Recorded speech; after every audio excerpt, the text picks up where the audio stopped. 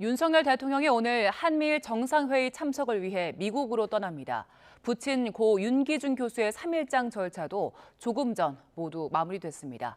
취재 기자 연결합니다. 강희경 기자. 네, 용산 대통령실입니다. 네, 윤석열 대통령의 장례 절차를 모두 마무리하고 오후에 미국 워싱턴으로 출국한다고요?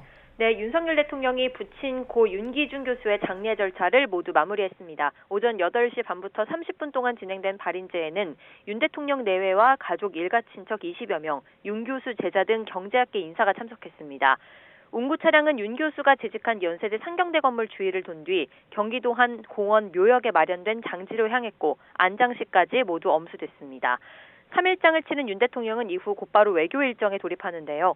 윤 대통령은 미국 워싱턴 DC 인근 캠프 데이비드에서 열리는 한미일 정상회의 참석을 위해 서울 성남공항을 통해 늦은 오후에 출국합니다. 1박 4일 일정으로 진행될 예정이고 김건희 여사는 동행하지 않습니다. 윤 대통령은 미국에 도착해 휴식을 취한 뒤 현지 시각으로 내일 아침, 우리 시각으로 내일 밤 캠프 데이비드로 이동해 한미일 정상회의를 열고 정상 간 오찬과 공동 기자회견을 진행합니다. 한미, 한일 정상이 별도로 만날 가능성도 있습니다. 모든 일정은 늦은 오후까지 캠프 데이비드에서 진행되는데요. 캠프 데이비드는 미국 대통령의 공식 휴양지로 바이든 정부가 해외 정상들을 초대한 건 이번이 처음입니다. 네, 이번 한미일 정상회의에서 어떤 것들이 주로 논의될까요? 네, 새 정상이 만나는 건 윤석열 대통령 취임 이후 4번째입니다. 모두 국제 다자회의를 계기로 만난 건데 이번엔 처음으로 단독 개최되는 겁니다.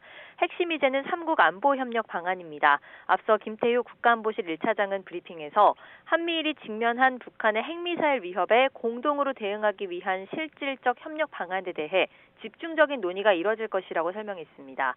군사적 차원뿐 아니라 공급망과 에너지 불안정 등 경제안보 문제에 공동 대응하기 위한 협력 강화 방안도 논의될 전망입니다. 한미일 정상은 회의 결과를 담은 공동 성명과 함께 삼국 관계를 규율하는 캠프 데이비드 원칙 등 여러 문서와 성명을 도출할 것으로 보입니다. 안보와 기술, 교육 등 여러 분야에서 한미일 교류를 강화하는 논의 결과가 나올 것으로 알려졌습니다.